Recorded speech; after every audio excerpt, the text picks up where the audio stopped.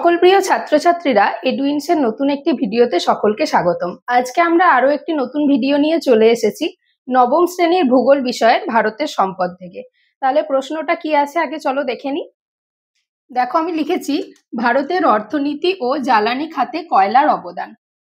আমরা জানি ভারতের অর্থনীতি এবং জ্বালানি খাতে কয়লা কিন্তু গুরুত্বপূর্ণ ভূমিকা পালন করে। আর আমরা যে কয়লাটা পেয়ে থাকি ভারতে সেটা কিন্তু গন্ডোয়ানা টার্সিয়ারি যুগের কয়লা। উৎপাদনের দিক থেকে ভারত কিন্তু কয়লা উৎপাদনের দিক থেকে ৪র্থতম স্থান অধিকার করেছে। তো ভারতের যে সমস্ত রাজ্যগুলি থেকে কয়লা পাওয়া যায় সেগুলো হলো ঝাড়খণ্ড, ওড়িশা, মধ্যপ্রদেশ। এই সমস্ত এলাকা থেকে কিন্তু প্রচুর পরিমাণে কয়লা উৎপাদন করা হয় এবং সেই কয়লাই কিন্তু আমাদের দেশের যে ৭০% বিদ্যুতের চাহিদা মেটাতে সাহায্য করে। তো আজকে আমরা আলোচনার মাধ্যমে জেনে নেব ভারতের অর্থনীতি আর জ্বালানি খাতে কয়লা কিভাবে অবদান রাখে। তাহলে চলো প্রথম পয়েন্টটা কি আছে দেখে নিই। দেখো আমি লিখেছি অর্থনীতি খাত। অর্থনীতি খাতের প্রথম পয়েন্টটা হচ্ছে অর্থনৈতিক প্রবৃদ্ধি। অর্থনৈতিক প্রবৃদ্ধিতে কি করে সহায়তা করে? অর্থনৈতিক প্রবৃদ্ধিতে কিন্তু গুরুত্বপূর্ণ ভূমিকা পালন করে থাকে। ভারতের যে সমস্ত জিডিপি গুলো আছে সেগুলোতেও কিন্তু যথেষ্ট পরিমাণে সাহায্য করে থাকে। এছাড়া যে সমস্ত শিল্প উন্নয়ন যেমন সিমেন্ট শিল্প, লৌহ ইস্পাত শিল্প এগুলোতেও কিন্তু যথেষ্ট পরিমাণে কয়লা অবদান রেখে থাকে। তো পরের পয়েন্টটা কি আছে চলো দেখি। শিল্প উন্নয়নে সহায়তা।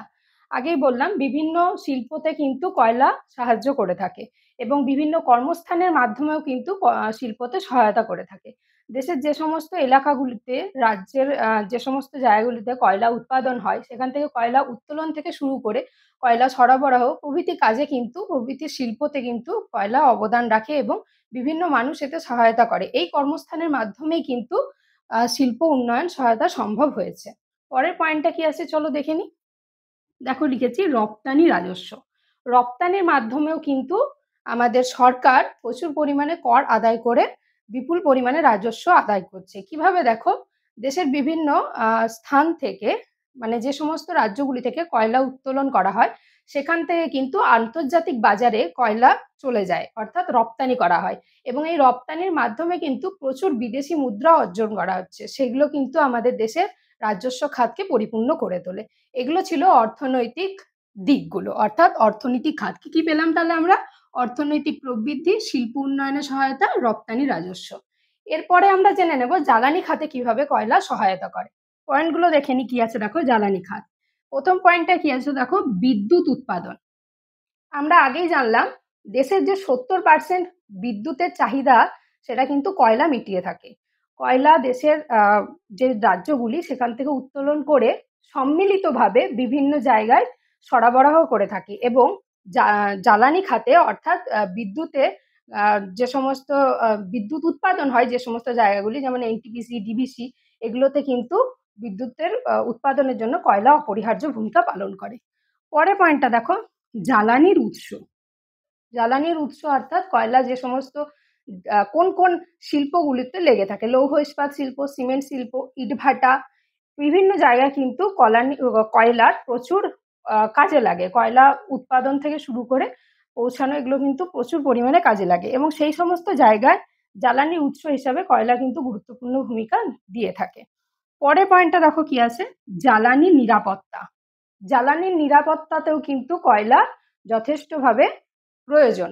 কেননা আমাদের জ্বালানি সুনিশ্চিত করতে অর্থাৎ বিদ্যুৎ সুনিশ্চিত করতে কিন্তু কয়লার যে পরিমাণটা রয়েছে সেটা কিন্তু খুব গুরুত্বপূর্ণ। কয়লা আমাদের এখানে মজুদ আছে বলেই কিন্তু জ্বালানির নিরাপত্তাটা থেকে থাকে এবং আমাদেরকে কয়লা কিন্তু আমদানি সেভাবে করতে হয় না। তাই জন্য কিন্তু কয়লা প্রচুর পরিমাণে মজুদ থাকার কারণে আমাদের জ্বালানিটা সুনিশ্চিত হয়ে গেছে। তো আজকের এই আলোচনার মাধ্যমে আমরা জেনে নিলাম কয়লা অর্থনৈতিক খাত এবং জ্বালানি খাতে কি কি অবদান দিয়ে থাকে।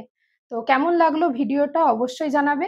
আর এই অধ্যায় থেকে যদি আর কোনো প্রশ্ন থেকে থাকে তাহলে কমেন্টের মাধ্যমে জানাবে। পরের ভিডিওতে তার আলোচনা নিয়ে আসব।